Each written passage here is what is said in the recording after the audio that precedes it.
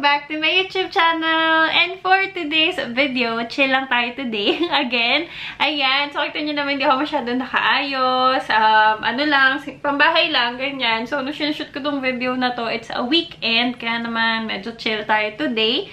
And also, marami sa inyo nagre-request ng simple vlog na hindi masyadong related sa work from home. Like, you wanna get to know me, mga unboxing, ganyan, mga haul. Kasi nga, nung lumabas yung IKEA ko na haul, marami sa inyo nag-interested doon and marami nag-request ng video through private messages doon sa aking Facebook page. Nagawa pa ako ng mga videos na random lang. Ayan. So, ito, nagkatry ako.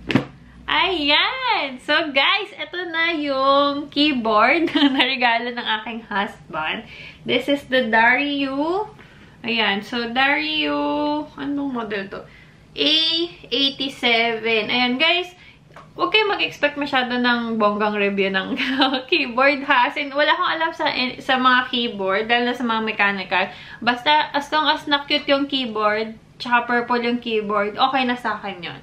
Ayan. So, this is the, A87. Originally, nakita ko to, na-discover ko tong keyboard na to kasi tinag ako ng friend ko. Shoutout si Jewel. Shoutout kay Jewel dyan.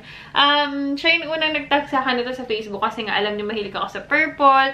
And then, I'm not sure paano nalaman ng asawa ko na ganito yung bet ko na keyboard. So, ayun. Sabi niya nag-research lang daw siya. So, anyway, this keyboard came from Shopee. Tapos, hindi ko alam kung ay, ito pala. Nilagay pala niya dito kung magkano. Ayan. So, ang price nito is 3,865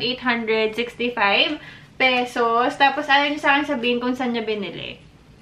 Like, yung link ng shop. Sabi ko, paano yun? I-vlog ko nga, diba?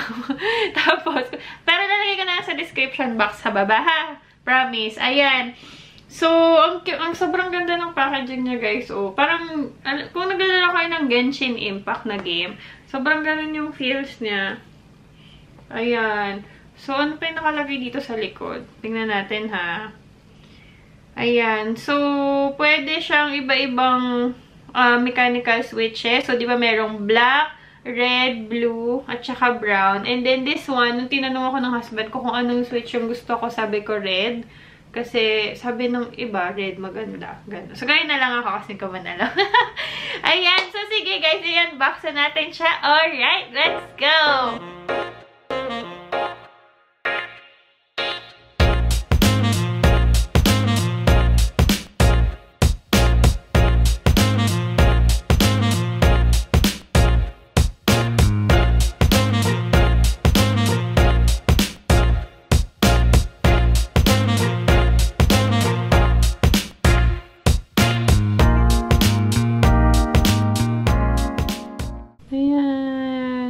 Pretty, guys. Ito na siya. Na-unbox ko na siya.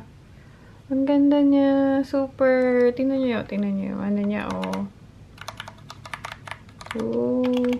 So pretty. I like this. Ayan. Ayan. So, kung maririnig niyo yung tunog, compare natin siya dun sa ano ko, sa luma. Ay, ano pala to, guys? Napansin ko, sobrang bigat. Sobrang bigat niya kasi siguro nga mechanical keyboard. And then dito sa likod, meron siyang ganyan. Ayan.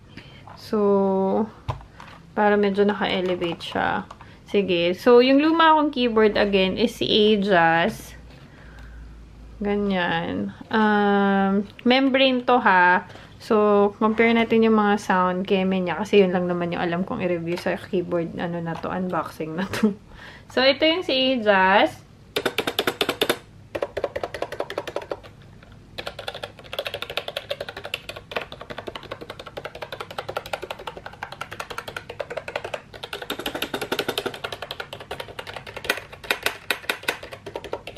Yan. Tapos ngayon, ito naman si si Dareu.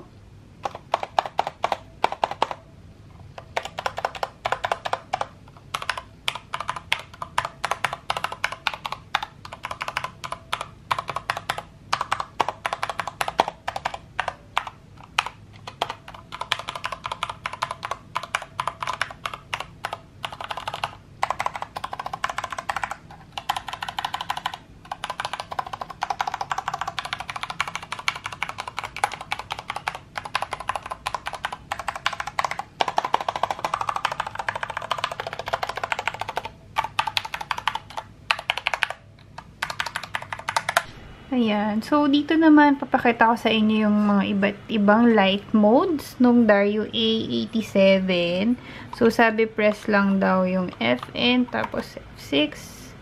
Ayan, may paganyang effect. 1, 2, 3. Ito naman F7. Ayan.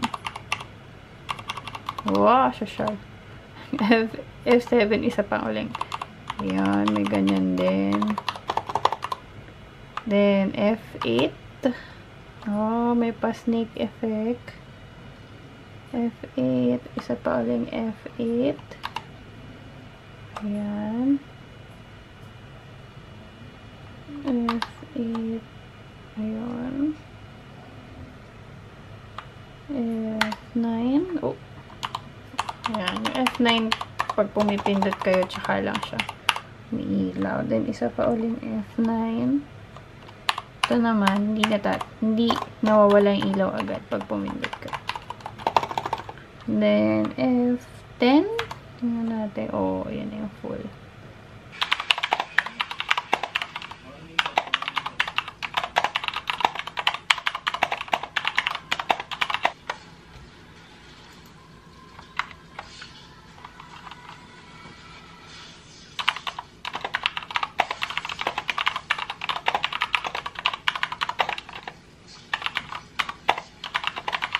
So, sobrang cute ng keyboard na to as in. Ayan. So, ganito siya kalaki. Pag makikita niyo siya. And sobrang mabigat siya. As in, mabigat siya. Hindi ako nagbibiro. Ayan. So, ito siya. The keyboard itself. The Dareu A87. Sobrang pretty. Ayan. So, again, compared dun sa ano ko, sa Ajas. Yung Ajas kasi hindi naman to mechanical keyboard. This is just a membrane keyboard. So, sobrang gaan. Ito, sobrang bigat niya talaga. As in, nakakangalay siyang hawakan. Ayan. So, this is my old keyboard. And then, syempre, meron na tayong bagong keyboard. Sobrang, sobrang terno niya sa aking, MacBook Air. Na purple din. Ayan! So, guys, thank you so much for watching. Ayan, tapos na yung unboxing natin. Kung gusto nyo pa ng mga gitong klaseng video na sobrang chill lang, again, drop them on the comments below kung may request kayo. Lalo na, guys, sa December, I will try my best to participate sa Vlogmas kung saan from December 1 to 25 Christmas is everyday mag-upload po ako ng video. First time ko sasali sa Vlogmas this year sa YouTube. So, supportahan nyo. Supportahan nyo ba yung mga i-upload kong video. Again, thank you so much for watching. I hope nakatulong sa inyo tong video na to kahit halos walang silbi naman masyado yung mga pinagsasasabi ko. Again, please like this video and don't forget to subscribe on my channel. See you guys soon. Bye!